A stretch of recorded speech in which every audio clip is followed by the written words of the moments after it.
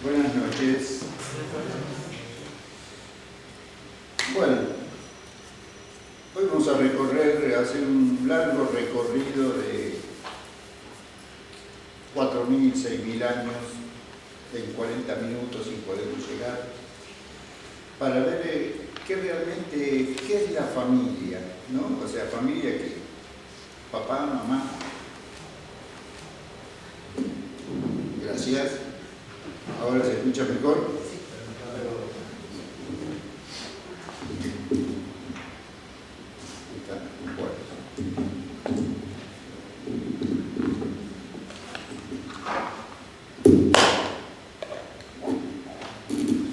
Lo hacemos trabajar a Cayo en el día de su casamiento.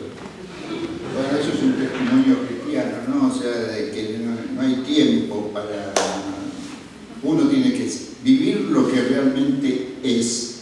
¿Y qué nos hizo Dios en Cristo? Una nueva creación, una nueva criatura. Dice que todo lo que hagamos sea para la gloria de Dios. En lo poquito que podamos ser fiel, bueno, el Señor mucho más nos dará, porque dice, no mucho te pondré. Ahora bien, la familia lo podemos tomar de muchas maneras. De la manera espiritual, y nunca vamos a poner los pies en la tierra, por lo tanto no vamos a ver la realidad. También lo podemos ver desde el punto de vista antropológico, desde sus orígenes. Entonces hablamos de la evolución, o sea, no podemos hablar de Darwin y empezamos a decir cómo la familia fue evolucionando desde antes de la historia hasta la actualidad. O como creyentes, y voy a usar una palabra que también no le guste mucho a los evangélicos, como creyentes católicos, universal, creyentes en Dios Padre, Dios Hijo, Dios Espíritu Santo, que está registrada en su santa palabra que es la Biblia. Y para poder entender esto, yo empezaría con la siguiente diapositiva, si mi esposa la pasa ahí. La familia tiene un origen. Y el origen lo tenemos en Génesis 1, capítulo 1, 28a, donde Dios creó al hombre y la mujer. Y en ese versículo dice que lo bendijo Dios y le dijo, reprodúzcase, multiplíquese y llenen la tierra. Bueno, después da una serie más de indicaciones. Pero lo principal es que Dios creó al hombre, creó a la mujer y no se contentó con eso. No se buscaron uno al otro, sino que Dios llevó a la mujer y la presentó. Puede leerlo en el capítulo 1, tranquilo, después en su casa.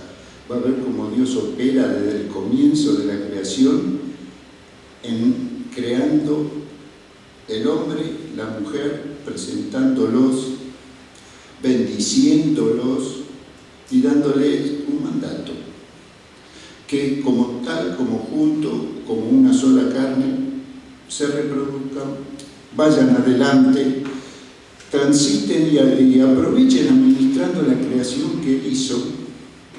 Y esa era la función. ¿Qué otra ley les dio? Ninguna. ¿Por qué? Porque Dios estaba con ellos. Se paseaban en el jardín, en el Edén. Y ellos aparentemente deberían tener una muy buena relación, salvo cuando cometieron un error.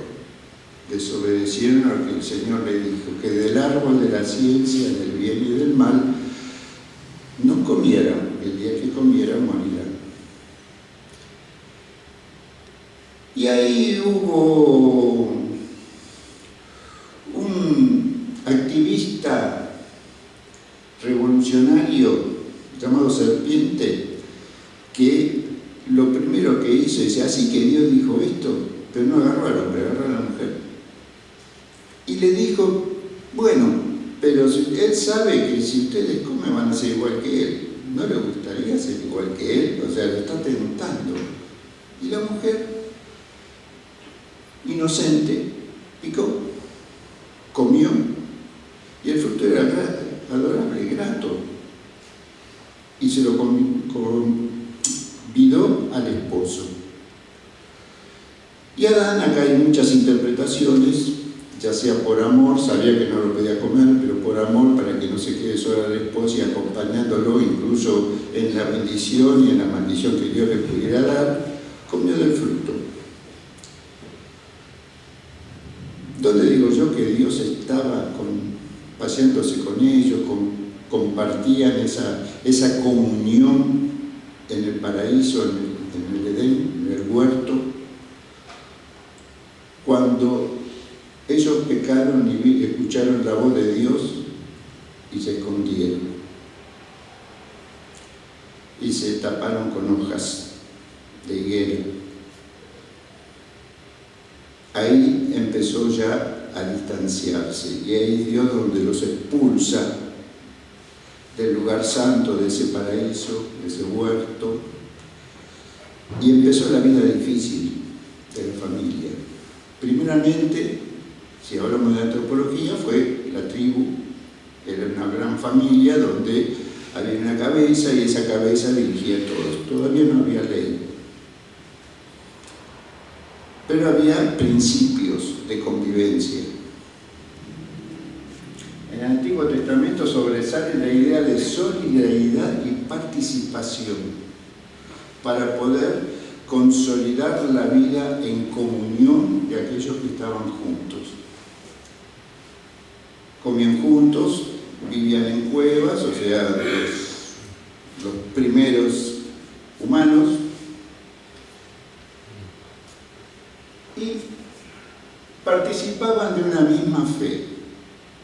Esa misma fe es la que se traslada hasta el día de hoy. ¿Por qué lo digo? Porque siglos después, ya estando en la tierra prometida, vemos a Josué, cuando ya está por partir a la presencia del Señor, capítulo 24, el libro de Josué, versículo 15, que les dice a aquellos que eran sus compañeros de su pueblo, a los que él había llevado, repartido en la tierra, que bueno, de ahora en más, ustedes ven lo que Dios hizo, cómo nos rescató, cómo nos libró, cómo nos pasó por el desierto, nos alimentó y nos dio ahora estamos en la tierra que Él nos prometió. Bueno, ahora ustedes escojan si van a seguir viviendo, van a vivir con los dioses de los que están acá, con los de los cananeos, los gergeseos, los febuseos, o bien eligen al Señor que nos libró, nos sostuvo y nos bendijo. Ustedes escojan, pero yo en mi casa serviremos al Señor. Esa es la principal declaración de fe de la familia. Yo, como cabeza de casa, y mi casa en ese momento no solo era la esposa, los hijos, los nietos, sino también los servidores, aún hasta los esclavos, porque era una sociedad que se manejaba así, era el sistema común de trabajo, formaban parte de esa casa y todos ellos iban a servir al Señor. Bueno, eso es en el Antiguo Testamento. Esa fe posteriormente en el desierto, bueno, ya estaba en ese momento, empezó a formarse cuando Dios conforma un pueblo para Él en el desierto y le da la ley, esos famosos 10 mandamientos, y después todas las reglamentaciones de la ley que Moisés le da al pueblo. Y el pueblo tenía que basarse por fe, respetando la palabra de ley que había recibido de Moisés, que decía que Dios se la había dado en el monte. Por eso, el hogar tenía que convertirse en una escuela. O sea, no estaban los libros como ahora, que yo si quiero escribo algo y lo puedo guardar, puedo ir a la fotocopiadora, bueno, no había eso. O sea, La ley era de transmisión oral, todavía no estaba la escritura, la Torá todavía no estaba escrita, estaba hablada y puesta en los corazones. Podemos ver cómo se transmite de padres a hijos. Por ejemplo, Deuteronomio 4:9, que dice: por tanto, ten cuidado, ten mucho cuidado de no olvidar nada de todo lo que tus ojos han visto, que no se aparten de tu corazón en ningún momento de tu vida. Al contrario, enséñales esto a sus hijos y a los hijos de tus hijos. Padre enseña al hijo, padre enseña al nieto. Miren qué maravilloso. Estamos hablando casi 4.000 años, 2.000 años antes de Cristo. Tenemos en el versículo 6, capítulo 6, versículo 7 de Deuteronomio: y se la repetirás a sus hijos. Vuelve a decirlo, o sea, era una repetición constante. No te olvides. Y hablarás de ella cuando estés en tu casa. No dice que hablemos de Dios en la iglesia. Hablarás de Dios en tu casa. Es el primer lugar. Y cuando vayas por el camino, y cuando te acuestes, y cuando te levantes. ¿Qué película voy a ver mañana? A ver, ¿qué voy a hacer mañana? Mañana juega la Argentina, entonces yo sí, a ver cómo hago, ¿no? Sí, podés ir a ver a Argentina, podés programar una salida para ver una película, pero cuando te acuestes, cuando te levantes, todo tu pensamiento tiene que estar en Dios. Y lo que vas a hacer es lo que Dios quiere para ese día, o Dios no lo quiere. Primero es que el Padre que te dio la vida te tiene que decir y aprobar lo que Él quiere que hagas en tu vida. Porque eso, lo que tú haces en tu vida, seas padre, seas hijo, seas nieto, trasciende en la familia, trasciende en el hogar. Y esto es muy importante, porque si no comprendemos eso, creemos que, bueno, si la cabeza de familia es papá o es mamá, depende de cómo esté organizada la familia en el día de hoy, porque por ahí es viuda o de padres separados, pero la realidad es que cualquiera que se mande un furcio, por no decir un pecado, un lío, algo que repercute, sufre toda la familia. Y ya lo vamos a ver. Hay otros textos. También tiene Deuteronomio 11:18. Lleven estas palabras mías. Ya lo estoy leyendo. Pero lo que dice es: lleven estas palabras mías en su corazón.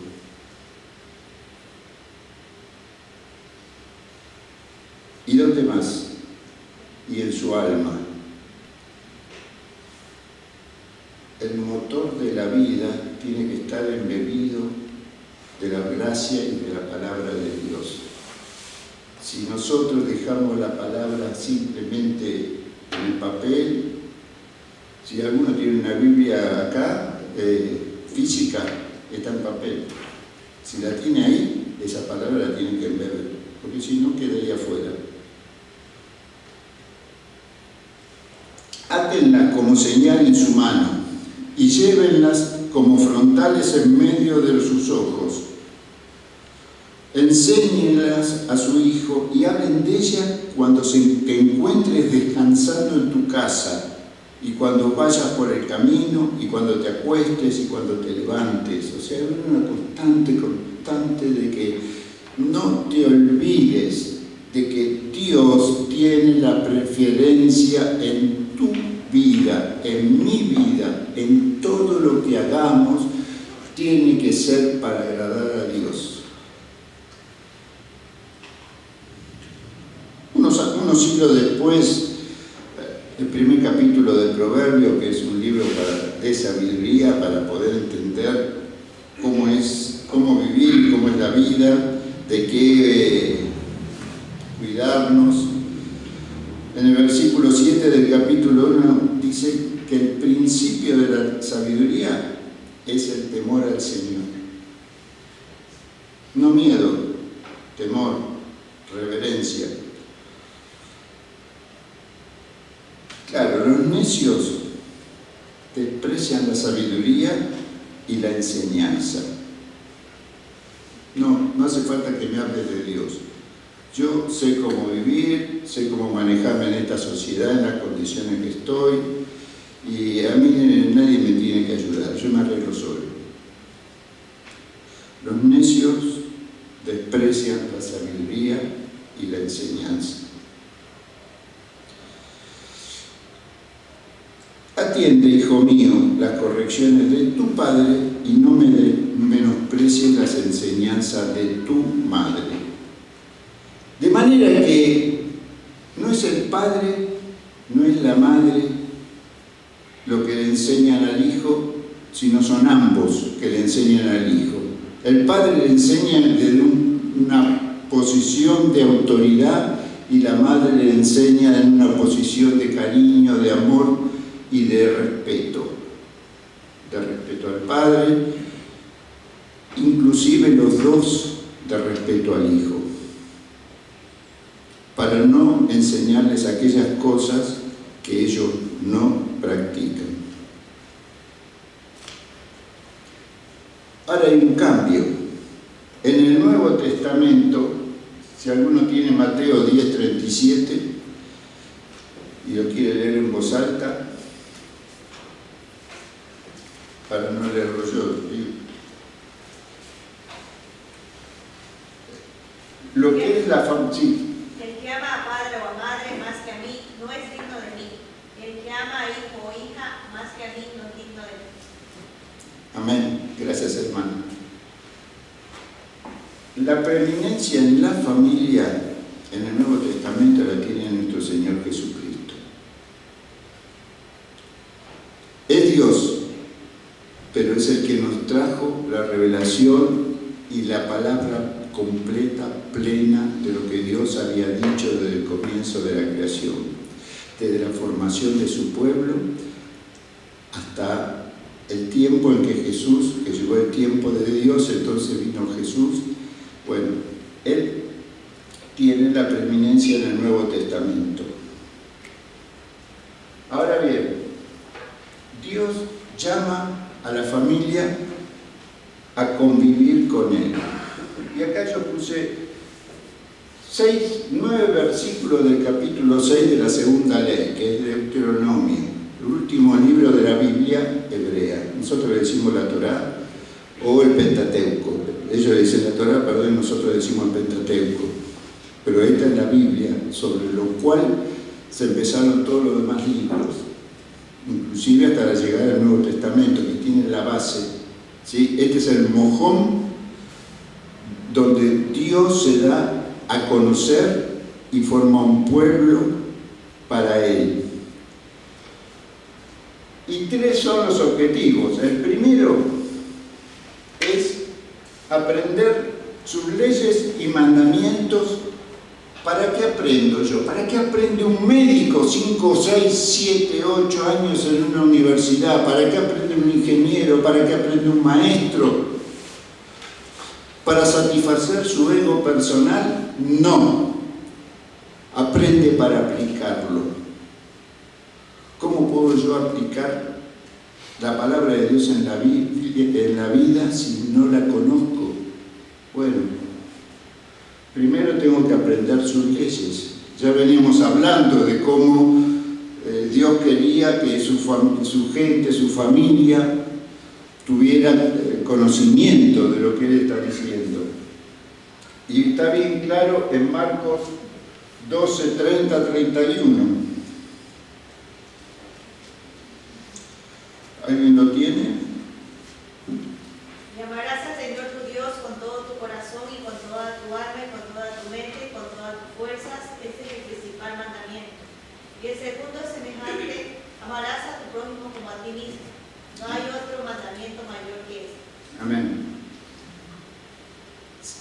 Si yo aprendo la ley y la recito de memoria, soy un actor. Porque verdaderamente aprender, porque Juan nos dice que Dios es amor, y Pablo nos dice que el amor de Dios ha sido derramado en nuestros corazones por medio del Espíritu Santo, quiere decir que aprender las leyes de Dios con amor nos lleva a la práctica. Porque el segundo mandamiento es similar al primero: amarás a tu prójimo como a ti mismo. De ahí desprendemos todo lo demás. Y de ahí sabemos lo que podemos hacer bien, lo que podemos hacer mal. El segundo objetivo es tenerlo siempre presente en la vida para experimentar una vida plena y prolongada. El segundo objetivo, y ese segundo objetivo en Hebreos 12:28, si alguien busca Hebreos 12:28 y otra, Primera de Pedro, capítulo 1, verso 17. Hebreo. Primera de Pedro. Y si invocan como Padre a aquel que juzga según la obra de cada uno, sin hacer distinción de personas, condúzcanse en temor todo el tiempo de su peregrinación. Amén. Bien, avancemos al último. Y que prospere la familia y el país donde estén. El versículo 3 del Deuteronomio, que tenemos su equivalente en Tercera de Juan, capítulo 1, versos 2 al 4. Se los leo. Amado, Deuteronomio dice: oye Israel. Nosotros debemos decir: oye iglesia, oye familia, oye hermano. Y asegúrate de ponerlo por obra para que te vaya bien en la tierra donde fluye leche y miel y te multipliques y tal y como el Señor y Dios de tus padres lo han prometido. Y acá yo hago un apartado especial que vamos a ver más adelante. Y Tercera de Juan nos lleva a decir: amado, deseo que seas prosperado en todo y que tengas salud a la vez que tu alma prospera. Pues yo me regocijé mucho cuando los hermanos vinieron y dieron testimonio de tu fidelidad y de cómo andas en la verdad. No tengo mayor gozo que oír que mis hijos andan en la verdad.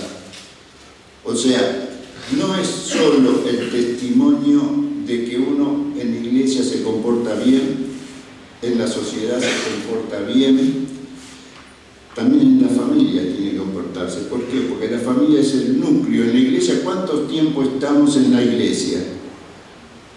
Tenemos 3 cultos en la semana prácticamente. El de hoy, que es estudio, y después los cultos domingueros, de la mañana y de la noche. Están los jóvenes también, pero el culto congregacional son 3, básicamente. Y hora y media, pongámosle, 4 horas y media a la semana. Un día tiene 24 horas, imagínense, si en una semana hay 7 días, 24 por 7, el resto de la semana estamos en casa, estamos trabajando. ¿Y dónde entonces está verdaderamente la iglesia del Señor? ¿Dónde se formó? ¿Se formó en Edén?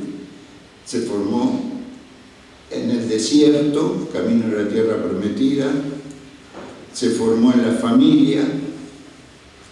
Porque el mensaje es para la familia, para los hijos. ¿Dónde le voy a hablar al hijo? ¿Solamente me comunico en la iglesia?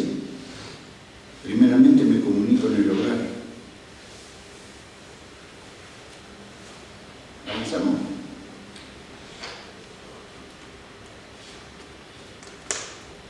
Ahora, ese plan de Dios para la familia demanda primeramente una entrega total de las cabezas de familia. El versículo 4 y 5 vuelve a decir, oye, yo traduzco Israel por familia, que es el tema de hoy. El Señor nuestro Dios, el Señor es uno, y amarás al Señor tu Dios con todo tu corazón y con toda tu alma y con todas tus fuerzas. Y en el Nuevo Testamento, qué casualidad, los 3 evangelios sinópticos dicen lo mismo.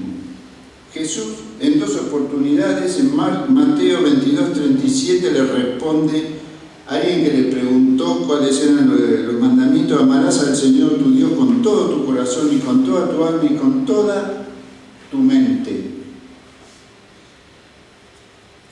En Marcos 12:30, amarás al Señor tu Dios con todo tu corazón y con toda tu alma y con toda tu mente y con todas tus fuerzas. Este es el principal.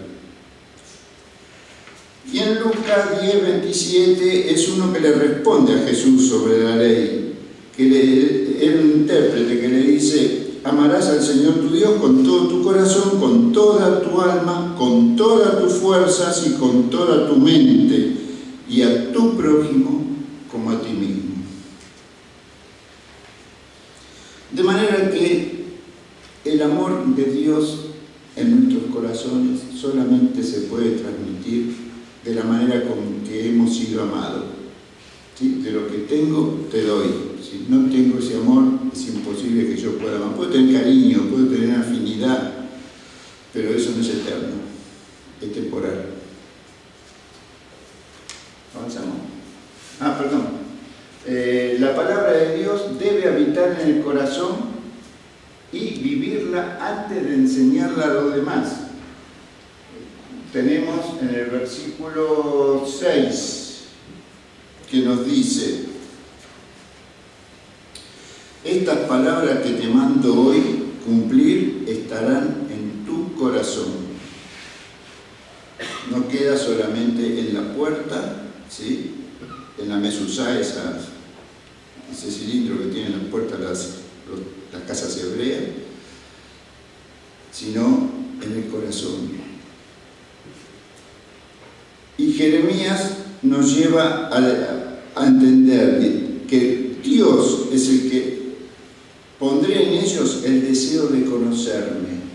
O sea, no es porque yo quiero saber quién es Dios, sino porque Dios puso ese deseo en mi corazón para que lo conozca, y es el Espíritu Santo que obra.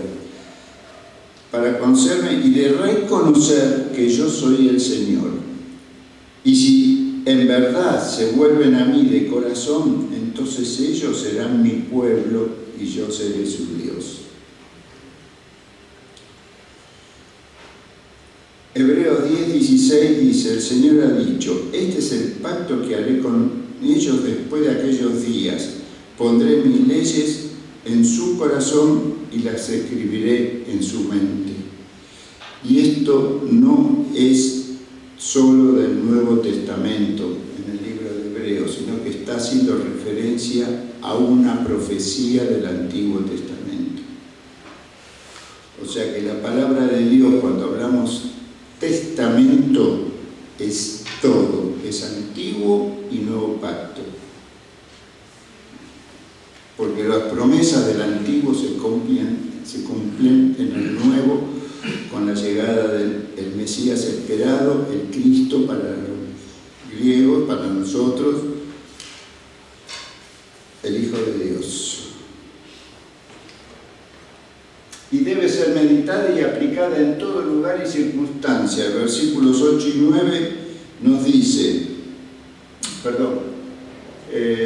versículo 7, una vez que la aprendí, bueno, entonces, y se la repetirás a tus hijos y las hablarás de ellas cuando estés en tu casa y cuando vayas por el camino y cuando te acuestes y cuando te levantes. Es maravilloso cuando uno lee las cartas del Nuevo Testamento y encuentra que Pablo le dice a Timoteo: pues me viene a la memoria la fe sincera que hay en ti, la cual habitó primero en tu abuela Loida y en tu madre Eunice. y estoy seguro que habita en ti también. Mire cómo la genealogía, la familia, se van armando. En el versículo 8, la última parte, 8 y 9, debe ser meditada y aplicada en todo lugar y circunstancia. Las atarás en tu mano como una señal y las pondrás entre tus ojos como frontales. Y las escribirás en los postes de tu casa y en tus puertas. El apóstol Pablo le dice a la iglesia de Colosa una hermosa palabra, que es que en el corazón de ustedes gobierne la paz de Cristo, a la cual fueron llamados en un solo cuerpo y sean agradecidos. Y no solo en el cuerpo que es la iglesia, sino en el cuerpo que es el pueblo de Dios, los redimidos por Dios.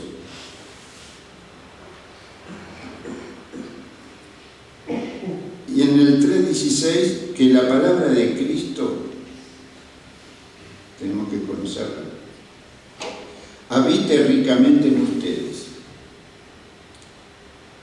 Intrúyanse y exhórtense unos a otros con toda sabiduría. Canten al Señor salmos, himnos y cánticos espirituales con gratitud de corazón. Y todo lo que hagan, ya sea de palabra o de hecho, háganlo en el nombre del Señor Jesús, dando gracias a Dios el Padre por medio de Él. Una vida eterna de devoción que comienza con la redención. ¿Avanzamos? Ahora, ¿qué ocurre? Primero, pertenecer a una familia cristiana no nos hace cristianos. O sea, hablamos de que papá, mamá tienen que enseñar a los hijos. Bien. Permítame leer antes de seguir adelante. Primera de Reyes, capítulo 1, versículo 2. Es cuando David ya está por partir y le deja la posta a Salomón y le da un consejo, un sabio consejo. Y escuche lo que le dice. Yo lo leo de Reina Valera contemporánea. Estoy por recorrer la senda de todos los mortales, o sea, está por morir. De todo mortal, ánimo, y pórtate como todo un hombre. Cumple los mandamientos del Señor tu Dios y no te apartes de su camino. Sigue sus sendas y cumple con sus leyes y preceptos, tal y como están escritos en la ley de Moisés. Así prosperarás en todo lo que hagas y en todo lo que emprendas. Si lo haces, el Señor confirmará la promesa que me hizo cuando dijo: si tus hijos caminan por mis sendas y se comportan ante mí con veracidad y con todo su corazón y con toda su alma, jamás faltará un sucesor en el trono de Israel. Y esta promesa es realidad para toda familia cristiana, que no faltará descendiente de su familia si somos fieles a los mandamientos del Señor. Y cuando leímos antes de que la palabra de Cristo abunde abundantemente en nosotros, la palabra de Cristo para nosotros es un mandamiento. Sí, no es una opinión personal. Si bien fue una persona que lo dijo cuando estaba entre nosotros, pero es Dios hablando por medio de su Hijo. Ahora sí, vamos a leer Primera de Reyes 9, 4, 5.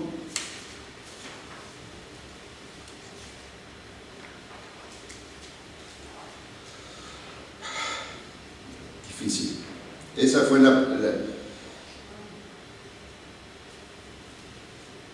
Dios le promete a Salomón, ya rey, ya había construido el templo con todos los materiales que el padre le juntó, o sea que no tuvo mucho esfuerzo, simplemente tuvo que poner obreros a trabajar y levantarlo.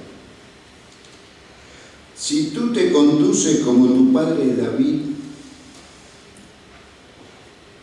que me honró de todo corazón y fue justo, y cumples con todo lo que yo te he mandado y obedece mis estatutos y decretos, yo afirmaré tu reinado sobre mi pueblo Israel, porque así se lo prometí a tu padre. Yo le dije, nunca faltará un descendiente tuyo en el trono de Israel. Esta es la promesa de Dios a David. Nunca faltará un descendiente tuyo en el trono de Israel. Y esta promesa le da a Salomón que él también va a ser prosperado. Y vaya si prosperó. Él le pidió sabiduría y Dios que le dio riquezas, honra, poder.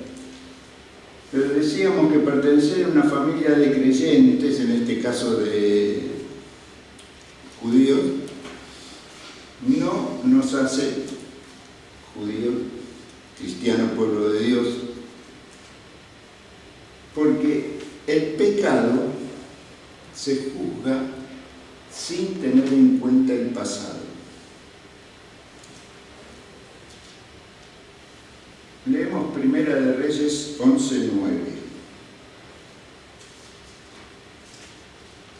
El Señor se enojó mucho contra Salomón, ya estamos en la postrimería de Salomón, ya estaba anciano, casi viejo, porque su corazón se apartó de él, a pesar de que el Señor se le había aparecido 2 veces. Terrible, ¿no? Se enojó. Las consecuencias del pecado afectan a la familia y a la sociedad, que es lo que les había comentado antes. Primera de Reyes 11:11. Entonces el Señor le dijo a Salomón, como te has portado tan mal y no has cumplido con tu pacto conmigo, ni has obedecido los estatutos que te di, voy a dividir tu reino para entregárselo a uno de tus servidores. Todo lo que el esfuerzo que había hecho Dios para poderlo a David, y David para poder dejarlo a Salomón, y ahora la promesa de Dios a Salomón, toda la riqueza, la honra, la gloria, el reconocimiento, hasta la reina de Sabá, que vino a visitarlo para conocerlo de la grandeza de él, no valió nada. ¿Sabe por qué no valió nada? Porque si lee el capítulo 11 de Primera de Reyes, se va a dar cuenta de que en la postrimería él tuvo mujeres amonitas, moabitas, que lo llevaron a edificar altares para Milcom y Moloc, los dioses de cada uno de esos territorios donde no tenían que tener relaciones. Bueno, el corazón de Salomón se alejó de Dios y Dios no perdonó, y esas consecuencias las sufrió el país, se dividió.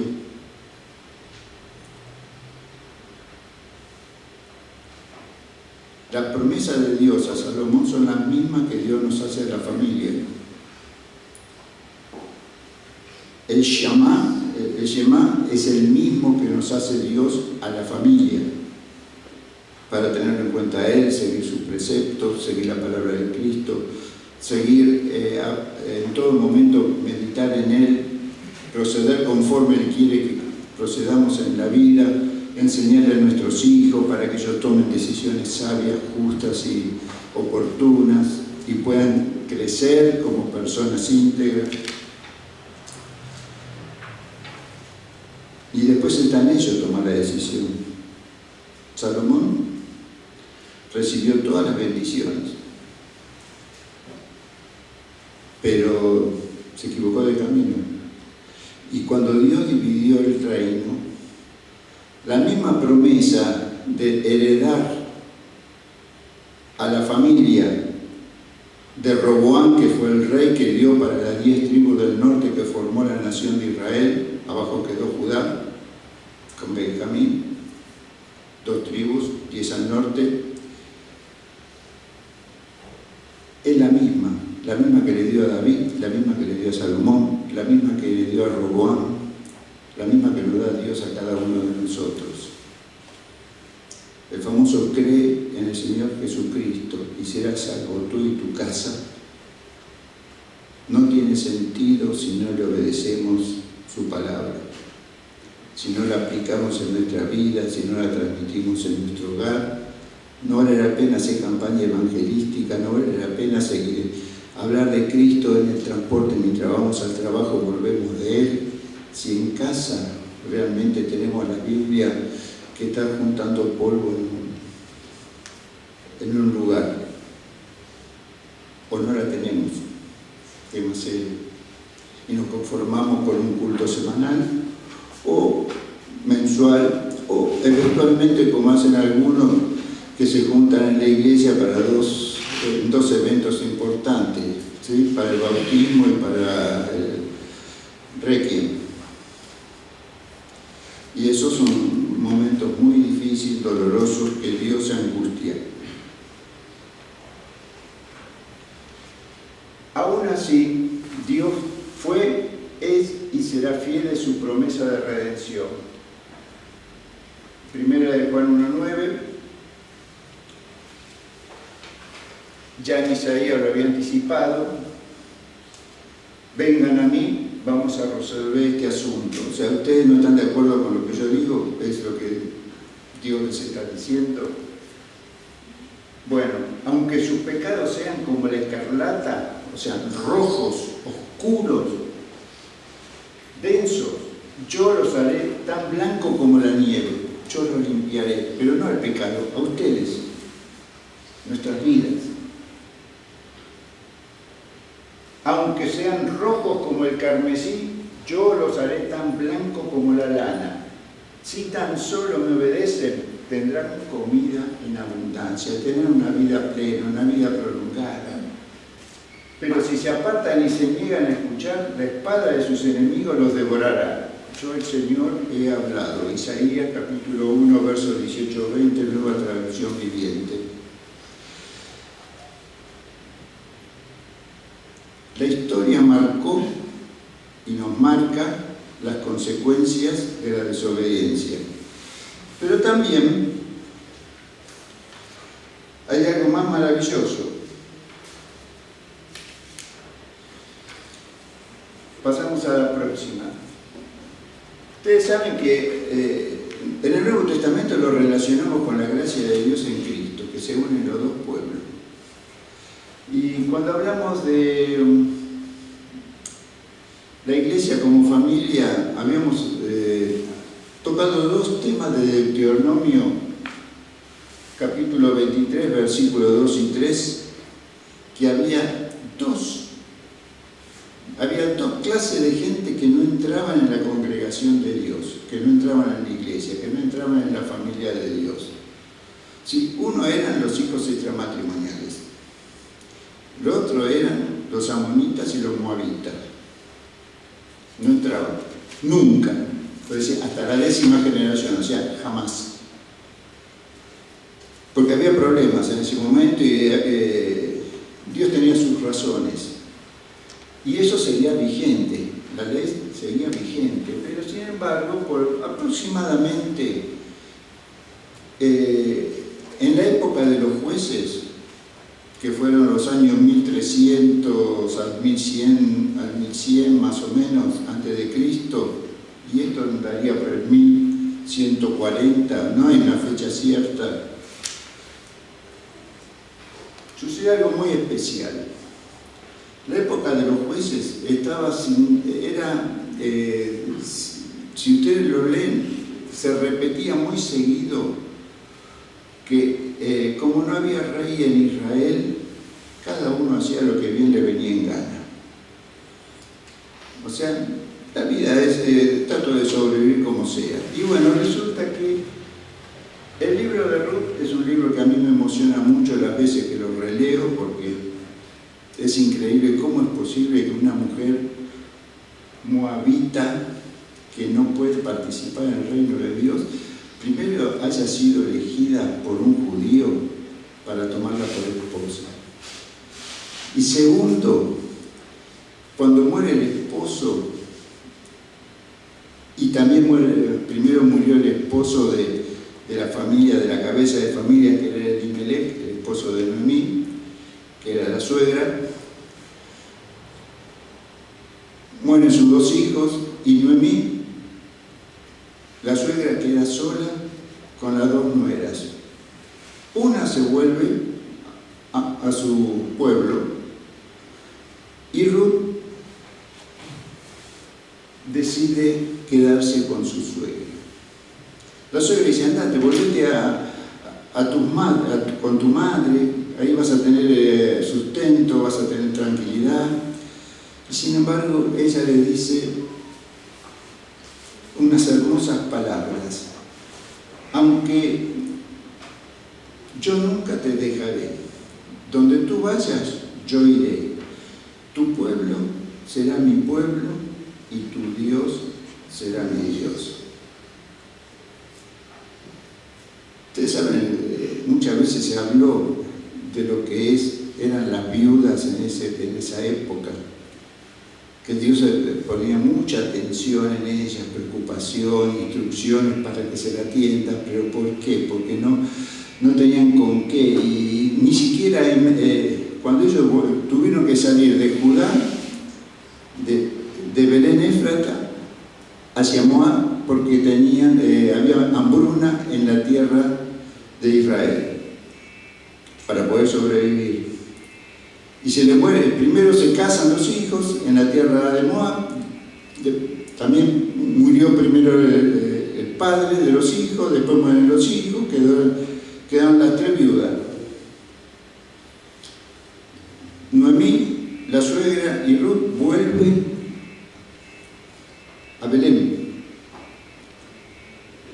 Y la única forma de comer era que Ruth iba a buscar espigas a los campos, que Dios ya lo tenía por su ley, que cuando cosechaban tenían que dejar espigas para los que sean lo que llamaríamos hoy pobres o indigentes, juntaba espigas para comer. Y ahí conoció a un pariente lejano de Elimelech, de nombre Boz, que Boz se enamoró de Ruth, compró la herencia de Elimelech, o sea, la pagó, y esa herencia incluía también casarse con la heredera, o sea que en este caso de la línea de uno de los hijos tenía que casarse. Bueno, perfecto, se casaron. Boz tomó a Ruth como su esposa. Cuando se acostó, dice, con ella, el Señor permitió que quedara embarazada y diera a luz un hijo. Boz fue el padre de Obed. Obed fue el padre de Yishai. Yishai es en el hebreo. Ustedes van a encontrar Isaías en sus Biblias, lo van a encontrar como Yesé o lo van a encontrar como Jesé, según la versión que estén usando. Es Isaías. Isaí, perdón. E Isaí fue padre de David. ¿Qué pasó? Ruth pasó a ser la abuela del rey David, de cuyo linaje vino Jesús nuestro Salvador.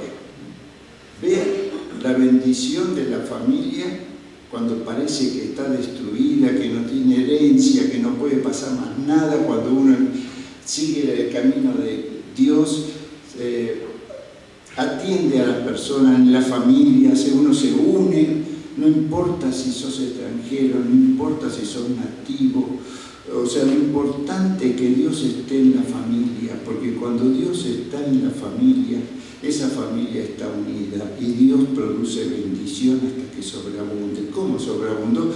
Con Salomón el reino se dividió. Con Ruth, unos años después, Dios formó un solo cuerpo, un solo reino, el reino de los cielos, que se acercó, donde judíos y gentiles, ya no importa si sos del norte, del sur, o sos iraquí o argentino, todos formaron una familia. Esas son las bendiciones que Dios tiene preparadas para todos los que le aman. Esas son las bendiciones que Dios tiene preparadas para tu familia, para mi familia cuando le amamos. No importa si te sale un hijo rebelde con tu más.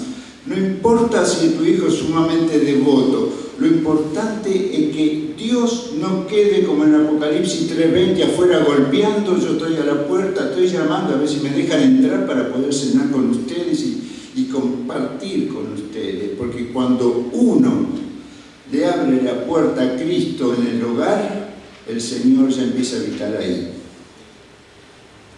Y la familia, fíjense en acá, la que habitaba en el hogar era Noemí, viuda, sola, y en tierra de Moab donde no debía estar.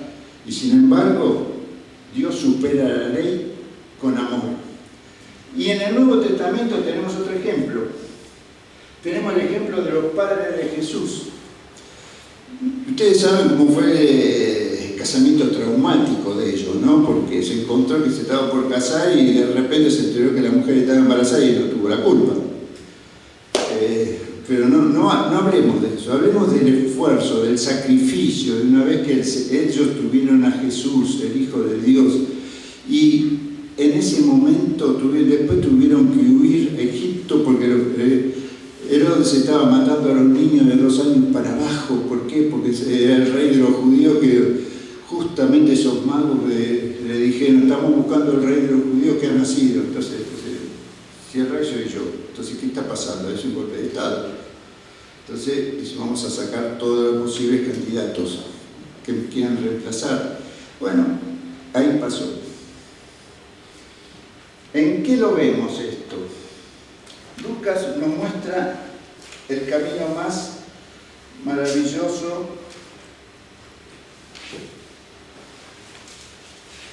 de la familia de Jesús.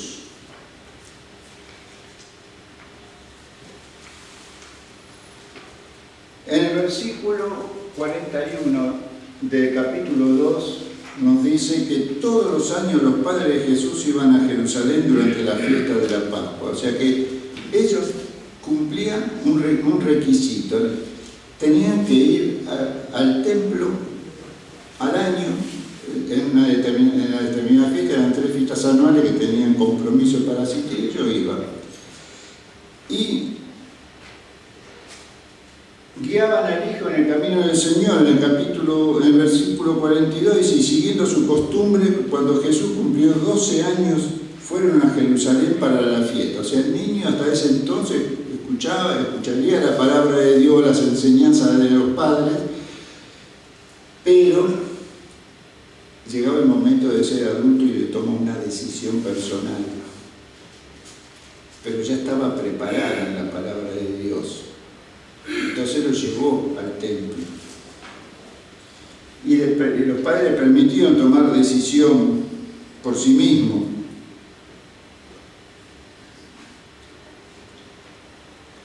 Estaban preocupados por su ausencia. O sea, los padres no es que, bueno, hijo, ya sos adulto, ahora vos sabés lo que tenés que hacer, el problema es tuyo. El padre sigue siendo padre, aunque tu hijo tenga 80 años. Si vos tenés 100 y estás con vida, seguís siendo padre. Y si sos madre, seguís siendo madre. No cambia nunca eso, esa relación. Dice: cuando ellos pensaban que el niño estaba con nosotros viajeros, hicieron un día de camino y mientras tanto lo buscaban entre los parientes y conocidos. Como no lo hallaron, volvieron a Jerusalén para buscarlo allí. O sea, me falta noticia. Mi hijo se fue de viaje y no sé, y quedó que iba a venir mañana y no llegó. ¿Y dónde está? Y bueno, empezó a buscar, se preocupó, como todos los padres. Ahora, fíjense ustedes lo importante, no es porque Jesús era Dios, sino porque Jesús estaba como hijo instruido en la palabra y respetando a los padres. Se encontró, el versículo 2:46,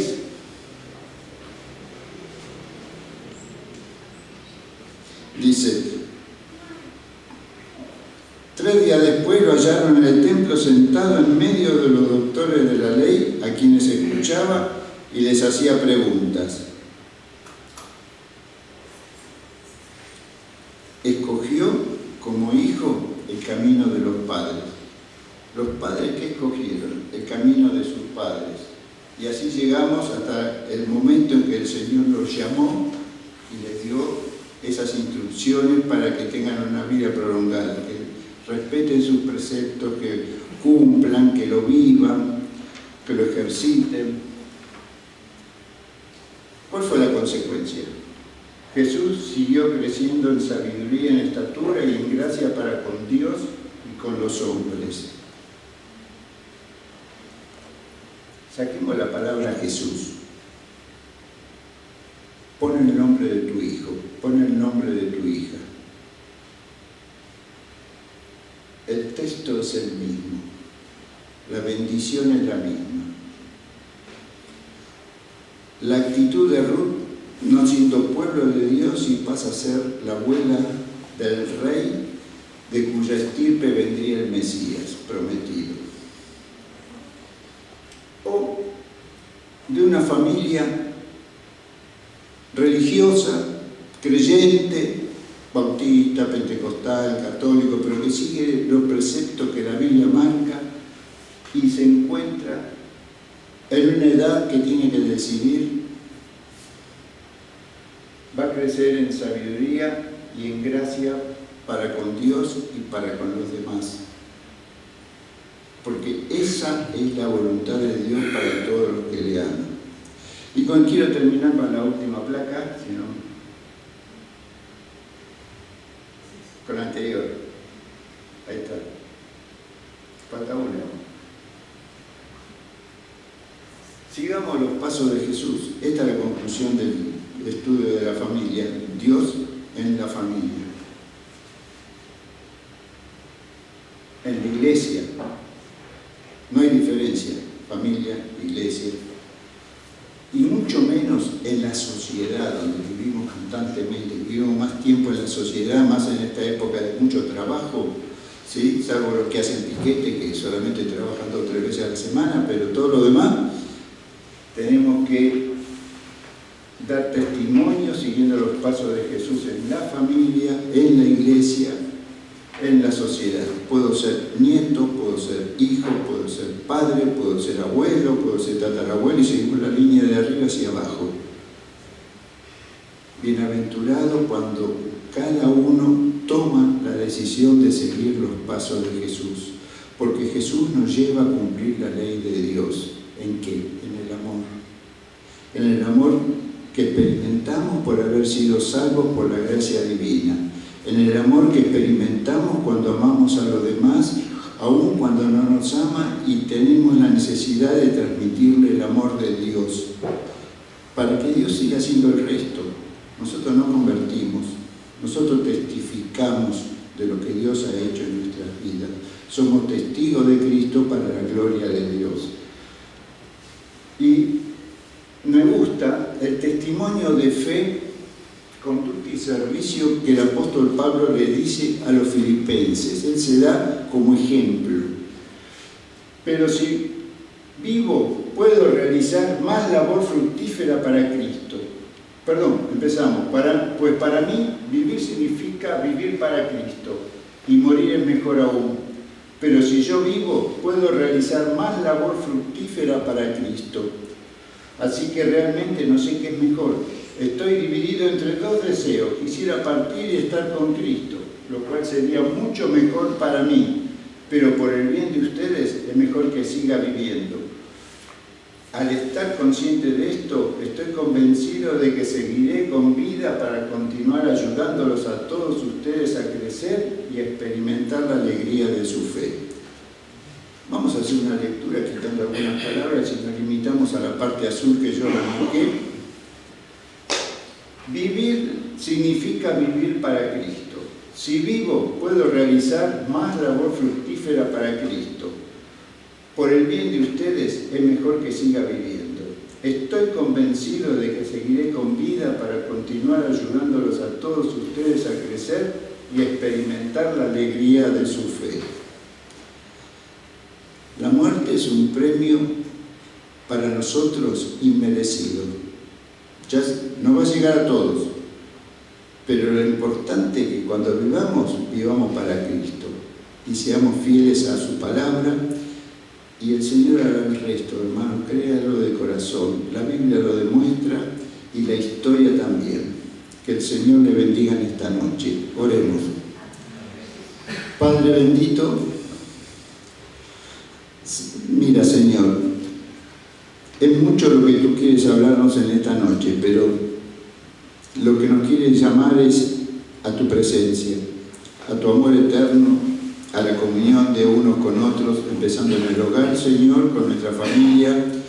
Muchos tal vez, Señor, no seamos completamente creyentes, sino que hay esposos que creen y esposas que no, o esposas que creen y esposos que todavía no creen. Pero, Señor, nosotros los que creemos, tenemos que dar testimonio de fe. Señor, ayúdanos en nuestras debilidades, especialmente cuando tenemos hijos, Señor, que la sociedad es muy difícil y conflictiva.